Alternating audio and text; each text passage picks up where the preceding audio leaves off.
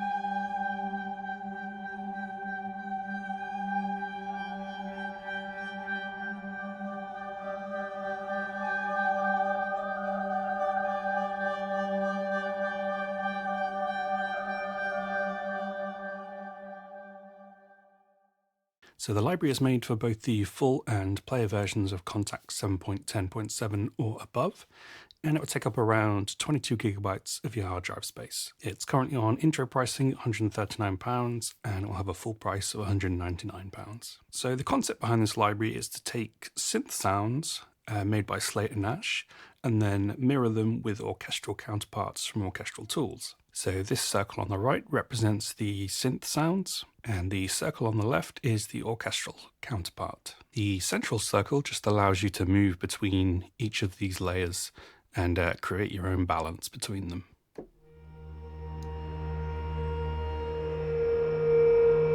And more of the synth sound, and more of the orchestral sound. So the library is all contained within this single mirrors patch, and we can then use the snapshots menu to navigate the different patches. So the mirrors patches are both sounds, both the synthetic and orchestral, and then obviously just the orchestra on its own and the synth on its own as well. So we're mainly going to be taking a look at these dual patches, the mirrors ones. You can kind of think of these as the core sounds of the library. And then if we go into sound design, we have some further menus, and these are basically made from these previous articulations here. So we have some atmospheres, some effects, keys, pads, and textures. But on top of the snapshot menu, we're also able to load individual sounds from either of these two options here. So on the orchestral side, you can see we have all our different articulations in here, and then the same again on the synth side. This bar at the top here will just let you scroll over to see the last of the articulations. By default, most of the patches have their controls linked with this button here in the middle, but we can disable it if you ever need to control things individually. The letters here are our mic positions, so we have our close mics C, mid mics M, and far mics F. And what we can do is move between them with this dot here.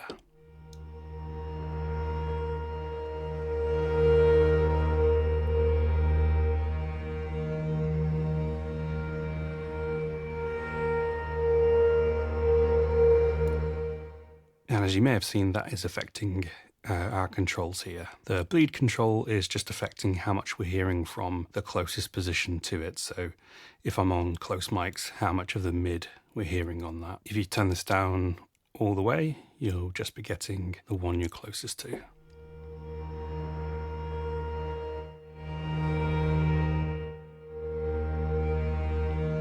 Obviously you can hear in that there's quite a dip in volume in between them if you have to bleed all the way down. So in addition to that, we have some simple controls with CC, balance, volume, and filter. Then we have our envelope shaping with attack, decay, sustain, and release. The source tab lets you control the start option, randomize, tune, and fine. So we have semitones and then sense for the fine. And finally, we have effects. So we have a low pass, a high pass, We have our reverb, and we have a space, and you can choose your different impulse responses in here as well. So that's it for the UI and the controls. And this is a little bit more stripped down than Slate and Nash normally have for their Kontakt libraries, but I can kind of see why it makes sense in this context. So let's jump into some sounds. Obviously I had a little bit of the Beams ones, so I'm just going to pick something new.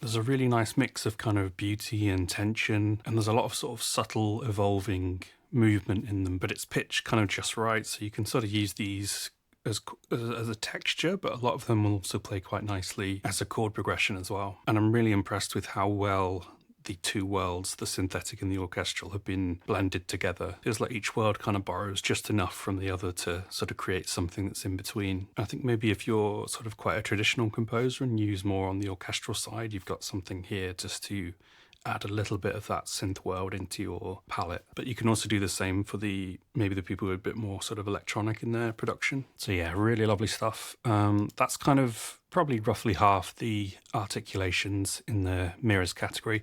I won't go through the orchestral and synth ones because they are just duplicates of what's in the mirrors one.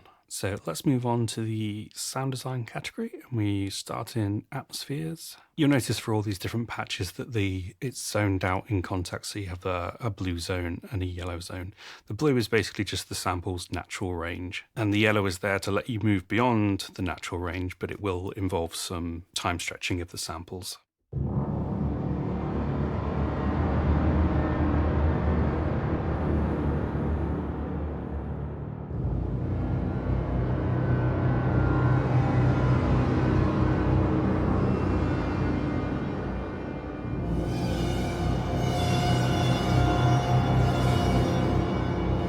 Yeah, really moody.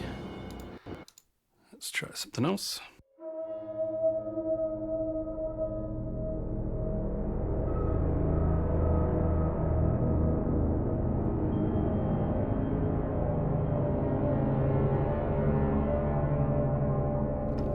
So yeah, these are really kind of great mood setting patches. These Atmos ones are a little bit more sort of like drones, so I'm just playing really simple 1 or 2 key stuff.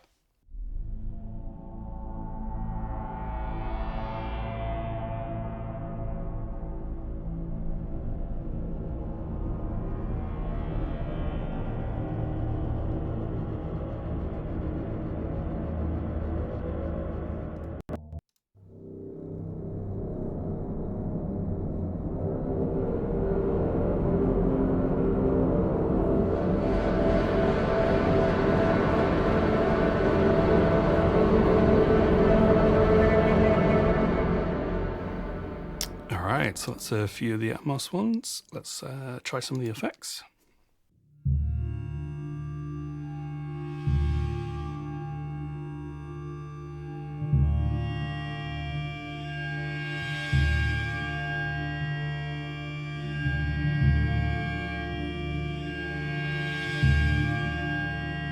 The label of the category effects made me kind of think a little bit more sort of individual sounds, but these seem to be kind of textural as well. Let's try this one.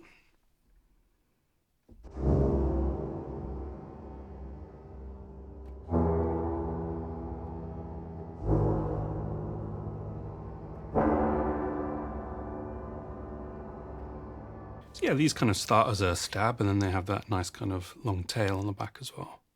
Let's try a couple more.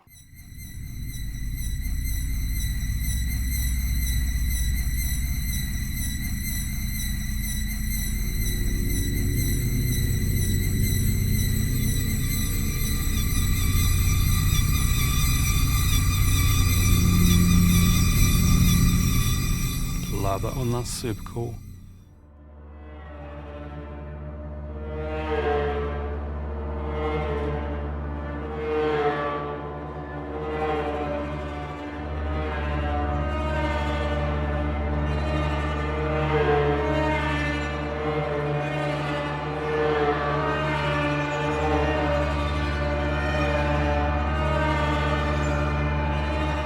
Yeah, these are great. You can see that getting a lot of use. Let's try some of the keys now. So these patches are a little bit more able to carry full chords or melodic ideas. Let's try a few.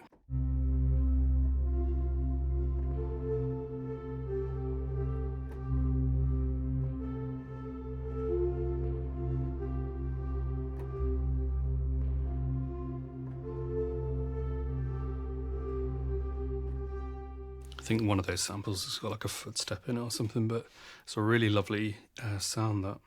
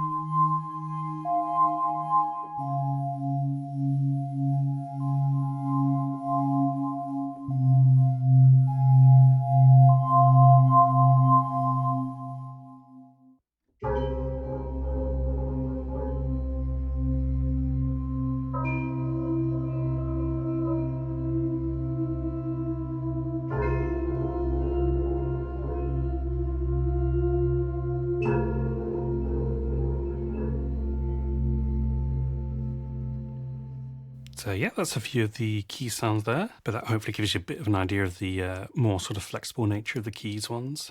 Let's try some of these pads.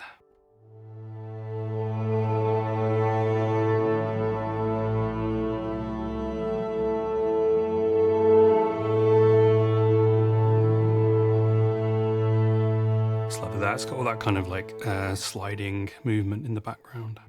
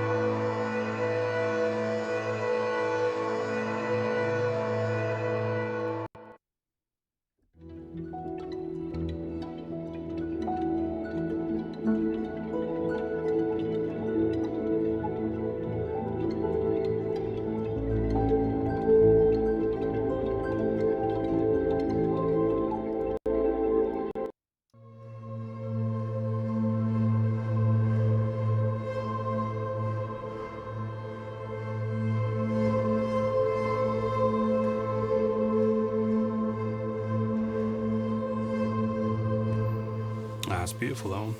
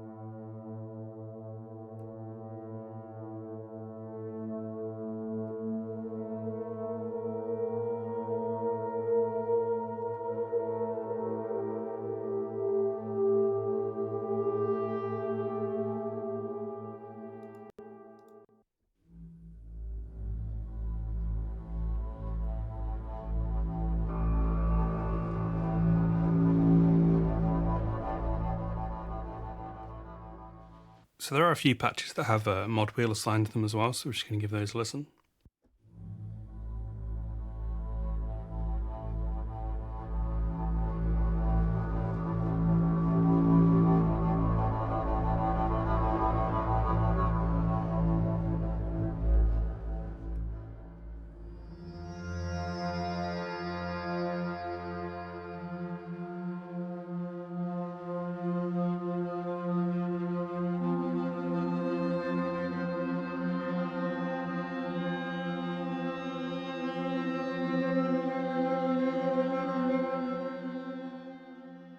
So yeah, really lovely, just got a bit more control over the dynamic there.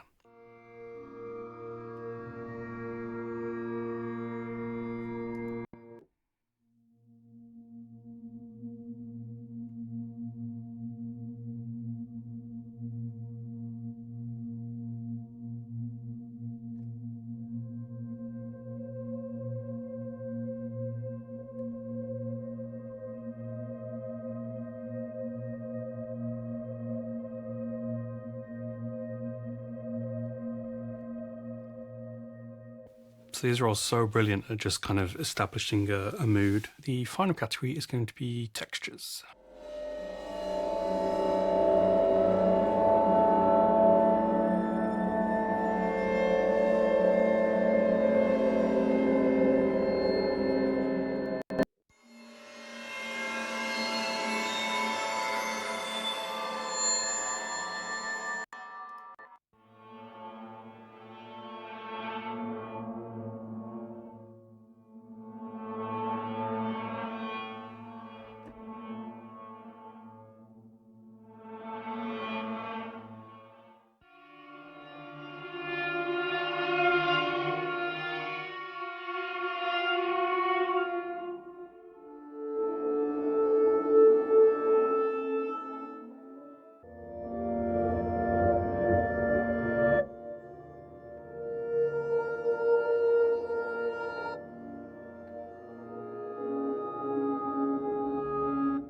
Alright, so I hope that gives you an idea of what's on offer. I think where this library sort of really excels is establishing mood. A lot of the sounds are quite long and sort of textural, so you automatically want to play them in a sustained and evolving kind of way. I think it's only really the keys bank that kind of differs a lot from that, and then it sort of lends itself more to full chordal and melodic kind of lines. This almost feels a bit like a spiritual successor to Aura's, their first library. And that's a library I actually bought upon its release, and I still use it to this day. I think one of the things that drew me to that was the MPE support that it had, because it was something I really liked to play on my little Rolly C-board. Now this one isn't MPE, which for me is kind of a shame, but the sounds on offer are really, really beautiful. I'm so impressed with how they've been able to blend the synth with the orchestral counterpart. It feels really natural moving between the two. Slate and Ash and Orchestral tools have been kind of two of my favourite library makers for quite a while now, so it's really kind of cool to see them collaborate and do stuff together that blends their two worlds and approaches. I think if you want this hybrid sound, the library kind of totally stands on its own and could be used to create whole pieces, but it would also work really nicely, I think, as a layering library. You know, if you have something orchestral that you want to add a bit of synth to, but it's very much synth that's built for this purpose. So yeah, really impressed with this one, and I hope you guys found it helpful. Any questions, just let me know in the comments, and if not, I'll see you again on the next one.